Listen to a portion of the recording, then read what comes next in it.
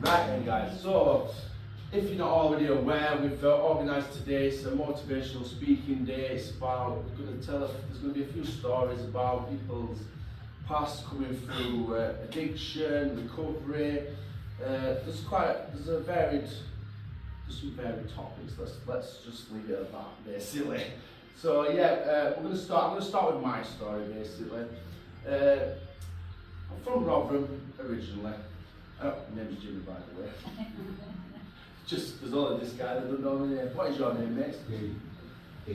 Dean. Jimmy. Right, so yeah, I'm originally from Rotherham. Grew up in Rotherham until I was about 11, 12 years old, where I was uprooted. My mum and dad split up basically. Uprooted to move to Sheffield for they were trying to reconcile their relationship. So basically my mum followed my dad to Sheffield with 7 children, probably not 7 at the time, but about 5 in total. So then they didn't reconcile. So basically I ended up coming from Rotherham to a really rough place in Sheffield called Pittsmore, which is like, to go from that to that was a massive eye-opener. The shift change and like the reality change of it basically. So then, yeah, they tried to get back together, just never happened. So we were just dumped in this area. I didn't even have a school to go to at the time. Unfortunately, no school would accept me because I was already a bit of a naughty kid. So I'm not going to deny it. I went no school would even take me. I couldn't get into a school, so I was just left for at least a year after moving there with no school. We couldn't get into a school. Nobody would take me into a school. So then that had left me basically on the streets with no father figure anymore, no authority, because he was a strict father authority figure, like good hidings, beatings basically.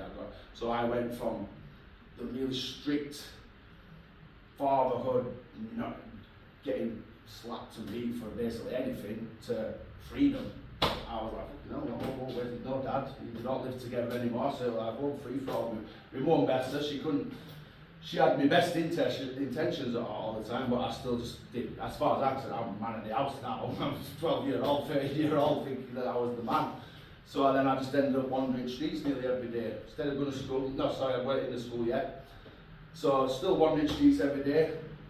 So then you get noticed, because the tricky thing in Sheffield for me at the beginning was my colour. I was white, and we was the minority. And to come from Rotherham at the time, my school that I came from, there wasn't not a single coloured person, not a single different race, no religion, nothing, just white people, that's it. So for me to go from that to Sheffield, I was like, whoa, what's going on here? When they started trying to bully us. They were me and this little white lad on the estate. You know Billy, don't you? Billy. They were trying to bully us basically because we were white, and then we ended up getting into fighting all times. Because I was always one of them naughty kids that I stuck up for myself. And it was, do you know what got me bullied at first? The way I spoke. Because Sheffield's gangster, yes, bro. I'm like, are they alright, pal? Fresh from Rotherham. Alright, mate. Fucking hell, got me battered. But yeah, so then I realised, I very quickly realised I had to become something different quick. I had to change, I had to be, the way I had to act was, the way they acted, I had to be 10 times worse to prove that you don't fuck with me because I was white basically. Right, Tyler? Yeah. Alright, pal. So yeah. Let me sit down. So then basically, yeah, it was, I had to try and prove myself more than most people because I was a white guy in an area where I didn't belong basically. So I kind of was trying to prove myself more. It weren't too much crime yet. I was just getting involved in it. And that's when you get noticed by the organised crime gangs. Oh, this guy, he's got no parents, he's got nobody cares about him, he's out on the streets every day, he's breaking out, burgling houses, I'm doing everything, whatever. We were ringing taxis just to rob them so we could get a smoke. Just ringing a taxi, and then about 20 kids just swarming the taxi to get about £10 to buy a bit of smoke. That's how bad we were. Just to ring police on herself, just so we could smash the police car up. Get the police car to come down a bright van down our street and just swarm it and attack it. That's how we were ruthless. We got a victim from an house because we was in, apparently, me, a little tiny white guy, and there was a group of us, about 20 of us, and I was probably one of the youngest, not big adults as well. And the police interviewed me saying, we believe you, me personally, responsible for all the antisocial behaviour on this estate. Because I ended up being like the ringleader of it all, because I wasn't the biggest or the hardest, but like I said, I had to try it. I was a nutter basically. I had to be a nutcase to say, don't fuck with me basically. It was that kind of setup. So then, like I say, you get noticed. Then about 14, 15, I'd got into a school then. About a year later, I got to school. And then I just stopped going anyway. I didn't go. I got a place in the school, and I just went to school, went to town, just didn't go to school basically. Same again, so you're on the streets every day. Then this is how it started, and this is, I honestly can say, how I got involved in any kind of drug dealing or drugs in general. Sat outside my mum's mate with the block of flats. This one of these guys pulls up in a nice car. A few of us sat there, comes out, we see him all the time. Oh, look after my car for me, lads. I'll give you some money when I get back. Give us about 20 quid for looking after his car for 2 seconds, not even. The car didn't need looking after, did it? It was just a reason to say, look, I've got some money for you, kid. And from that, we're in space of fucking, sorry for that swearing, but within space of 6 months, I was getting sent to London. Carrier bags full of drugs and guns, and I'm still about 15 at the time, going to Manchester on trains and taking kilos of this and kilos of that. That's that, and then running a record shop. I ran a record shop, didn't sell a single record. I was up all day, smacking crack, all day, every day. That was it. So we got put to work basically, proper put to work. When I would need like the violence, the young ones get. We got sent out on missions to go and find people that they wanted to shoot and stuff like that. We was in organised crime, it weren't no joke. I was in, these guys were from Manchester, but based in Sheffield at the time, so they were serious guys. They weren't pretend gangsters, do you know what I mean? We were getting taught. There were guns getting thrown about at that. The amount of guns and the tools, like from, I don't know, what's it like in Canada? Is it like America? No. So, well, we all not get it then. So, that's what we don't see in this country. That's something quite rare for people to see. But at age of God knows what, how we're having to go down to an area called, I don't know if anyone's ever Stones Bridge in London. Really rough estate. I once got sent down to pick some guns up. And I'm only this little white kid, and it's a Jamaican Yardie estate, this Stones Bridge. And I had to drive there. I was about 15, because I've always been quite tall. I could pull it off basically driving to London. There were no APRs back then. It was got there, and I was shitting myself. This is how I describe it to people. You all not know the build. Everybody else will know the build program. Them flats. That's what it was like. That's exactly what it was like. So I've gone into this flat full of Yardies, Jamaicans. Gets in, but as you're going into this flat, you've got to go up these stairs, and on every stairwell there's a guy, there's a gang going. Be like, I did not dare speak, only because of the accent. Straight past them all. Yeah, gets in flat. What? Guns, bag full of guns, puts loads one up, just for me to get back out. That's how scared I was. Just put the rest in the bag, but I had a full loaded one to get back out of there. Then all night I've ended up sat waiting in a fucking pirate radio station. I'm still on my own as well in London, in a pirate radio station with them all, just like fucking waiting for something else to be dropped off. So like I said, that's how I got dragged. That's the level of, it wasn't just a bit of petty this, petty that. I'll see you later. It wasn't a bit of petty crime. I was fully involved in organised crime, really organised crime, where I saw some brutal stuff. I've seen tortures, the stabbings, I've seen people's faces hanging off, and they've been chopped with meat cleavers and stuff like that. I've seen some brutal. I've seen a man get his balls set on fire with petrol while they were torturing him. And it's stuff like that, especially with them.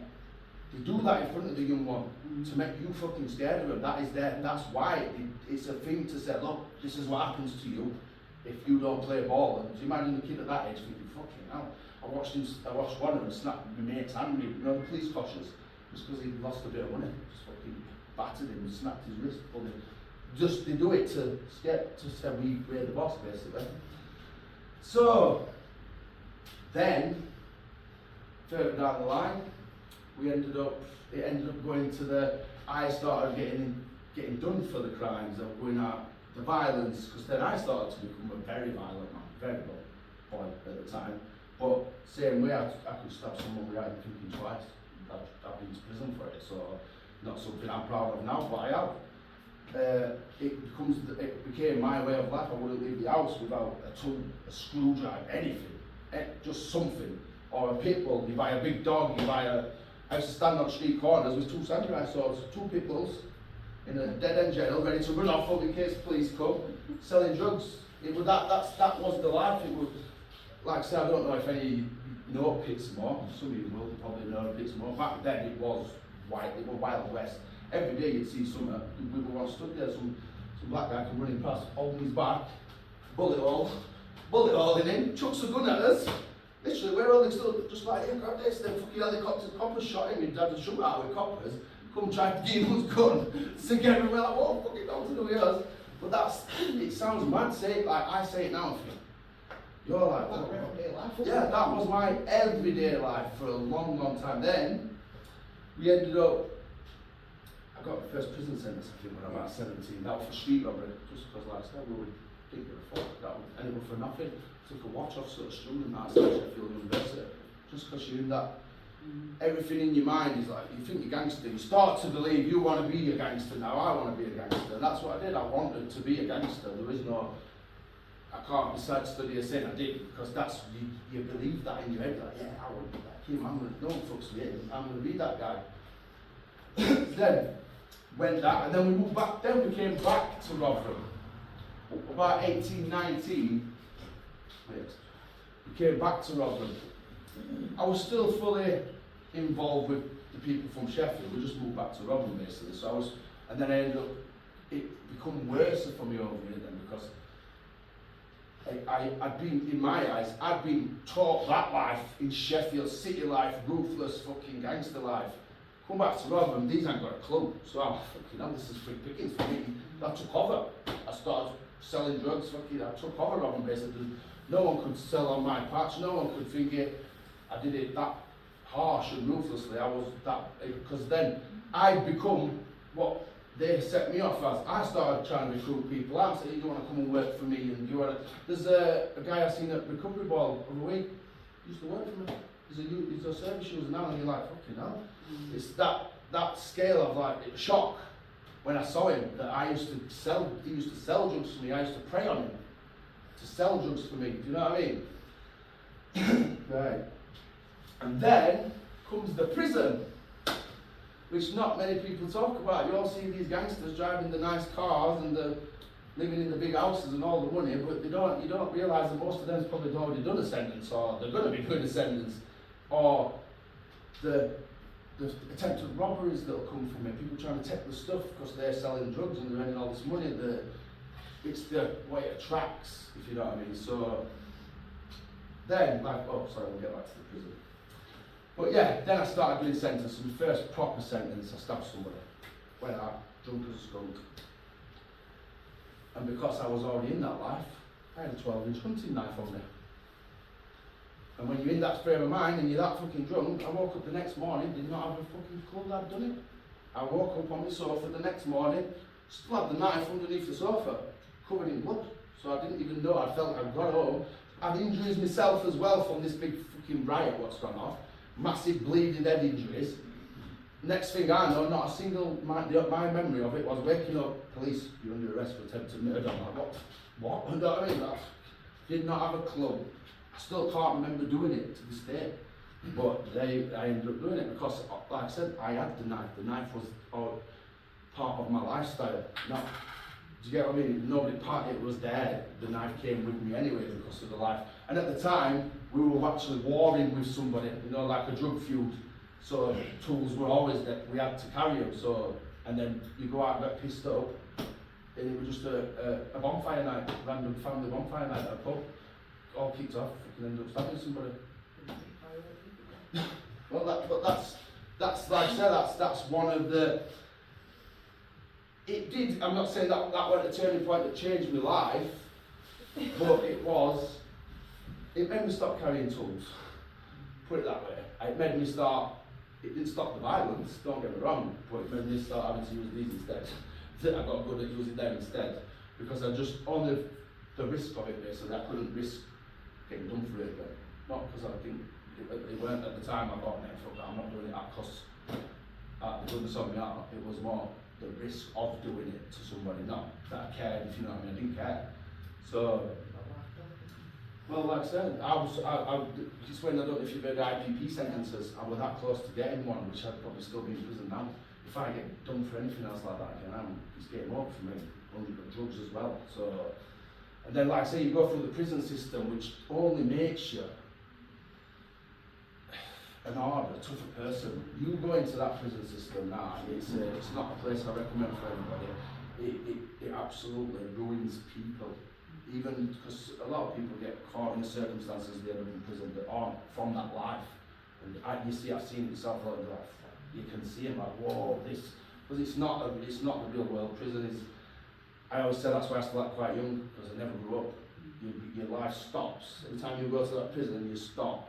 You don't mature mentally because you're not living a normal life.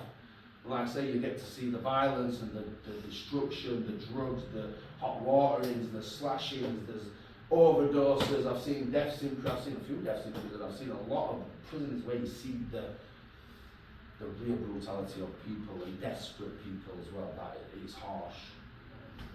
So, and as then, which you've seen the police chase as well, which obviously that led to me to prison for 5 years. That was more or less, that was coming to the end of my, like, me realising I don't want to be this life. Not, I'm still at it a bit then, but after that prison sentence, I have been in trouble and do a lot of things after that, but it was me then deciding, oh, I've got to, you've got to try and sort something, but I was still not fully committed to change. I was just like, oh yeah, I want to change, I don't want to do that. I was picking and choosing. I'll still do that, but I'll do that still. I'll still sell a bit of weed and I'll still do, you try and, but then you never get out of it still, you're always still in it. You can't pick and choose basically, until it comes to the defining point, what made me fully realise why I had to change and the reasoning behind it. It was what happened with my mother. I lost my mother. I was always a mummy's boy, really close, she was my best friend. Always, I could run back to mummy anytime. I got kicked out by this, or there was always a space. Because we went through that traumatic experience together growing up, so that's what made us really close. Because when the rest of the family disappeared, Michelle's older than me, she left. I was left as the man of the house with my mum and my two younger siblings, and I was providing for them, doing that good dodgy stuff. My mum knew, but she couldn't do all this, She didn't. I can't blame my mum because she didn't have really a control over me. I just went on my own devices basically. What was I saying there? Sorry, I forgot what. Yeah, so like I said, with my mum, it were always. That's the relationship we had. So when it come to we got the news, she's got 6 months left to live, she had stomach cancer. So, and to me that was the most, I've seen a lot of traumatic, well what you'd class as traumatic, but that's not, I don't class them as the trauma. The trauma I class is that when I lost my mum. Not just because I lost my mum, it's the fact we had to watch a window and starve to death with stomach cancer basically. She just disappeared to nothing. So, and at that time, this is when my alcohol intake and cocaine sniffing and it went through the roof basically, because I didn't know how to deal with it, how to cope. I got on the suicidal, I tried killing myself. It got to that point where I just thought, fuck, what am I going to do now? And then, before she left, I did have a conversation with her saying, look, Mum, I'm never going to forget you. I'm not going to let no one forget you. I'm going to sort myself out. Because I always regret the fact that when she left, I wasn't sorted. She left seeing me as a fucking wreck of a man, so it's, sorry. I'm alright. No, but when she left, I was a proper wreck, basically, so that's why I do this. This is to, I know she's not physically here, I hope there is something, I don't know, but it's doing it in that, for that reason, to say, look Mum, I'm fucking doing it, I'm doing at least, you know, and I still kind of say she's doing it, she's pulling the strings somehow, she's sorted this out somehow, because I think I'm winging it, like every day. I always say, like I said to you, I get a bit of imposter syndrome sometimes, like, well, it's in my world, I'm involved with all these legitimate people from recovery, and I'm like, oh, you know, this is been it, live on my fucking know. It's not for me, this. I generally like, whoa, I don't feel like I didn't feel like I fitted, I would fit in. I do now, because of people like you, we all got to know each other. And so now, that's the bit about my mum. Now we're going to get to the point. I sorted it out. That's what today is about. Sorry if I am dragging on a bit, guys. But yeah, it's now about what I decided, what am I going to do? How do I sort this out? I'd already tried to start sorting myself out. I got myself, before I went, I got this CSCS card and stuff like that to go and work on sites, you know, on building sites. So I started on building sites, and to go from having your own businesses and being able to go and say, oh, that car's nice, how much is it?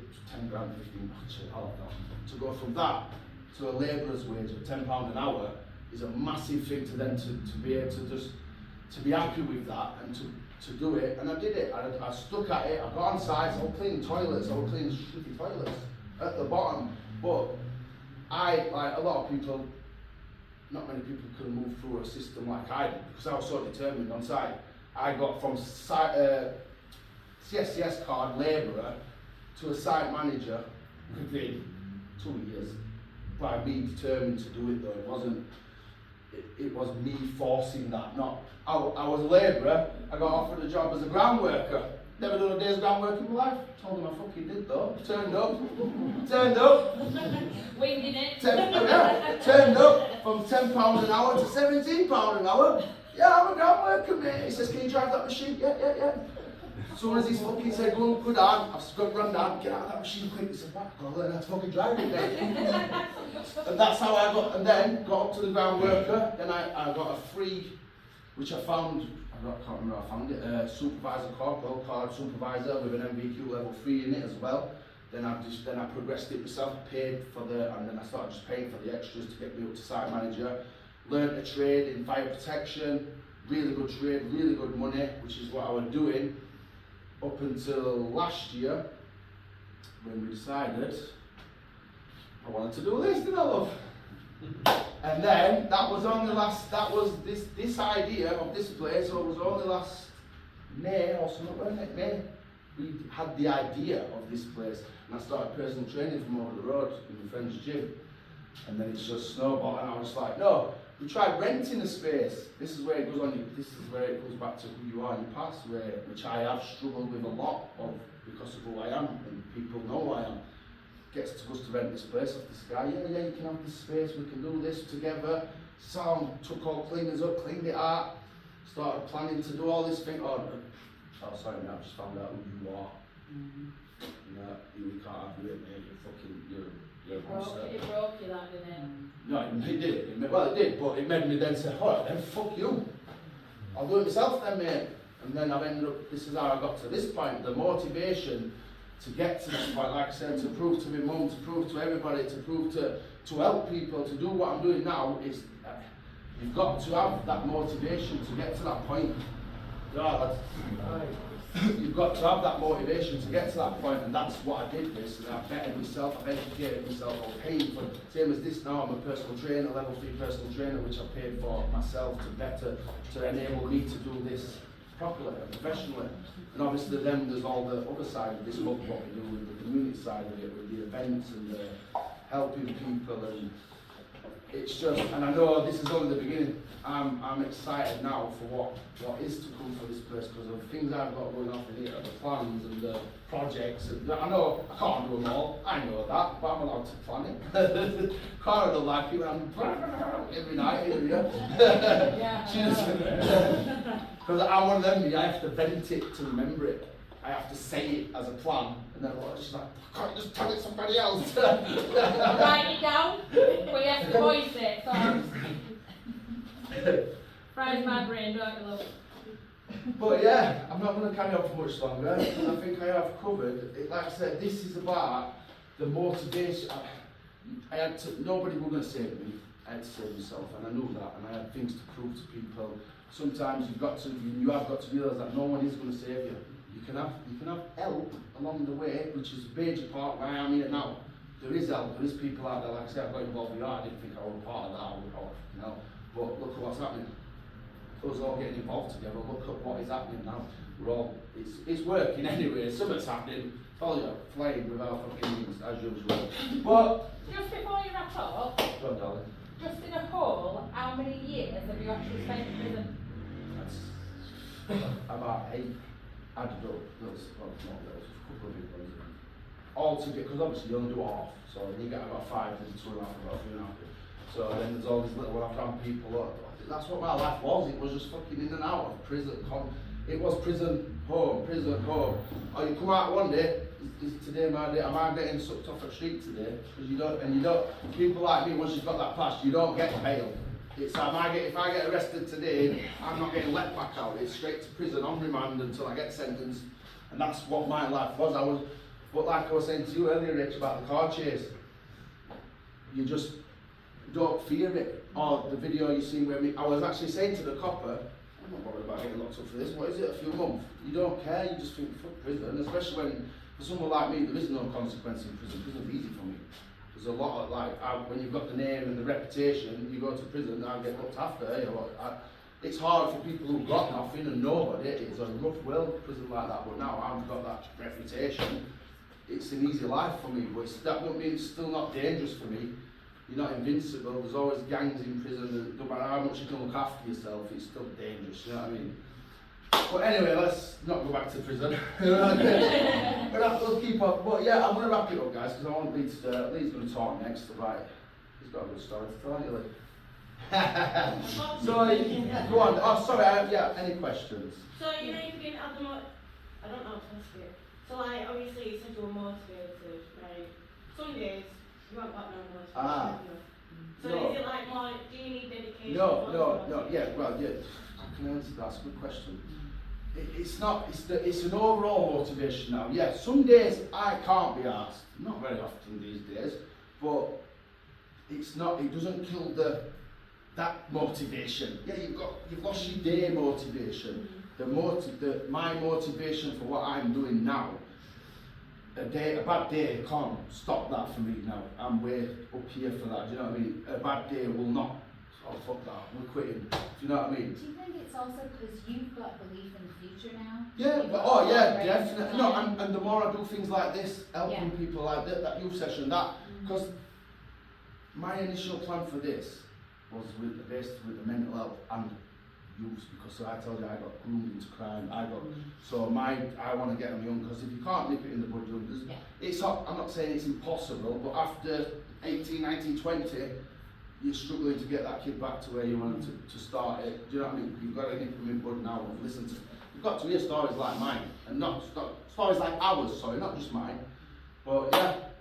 Thanks for listening, guys. I hope you enjoyed it. If you only just turned up, yes. But yeah, thanks for listening, guys. That's my story, and Lee's story next, and then we're going to stop and have some.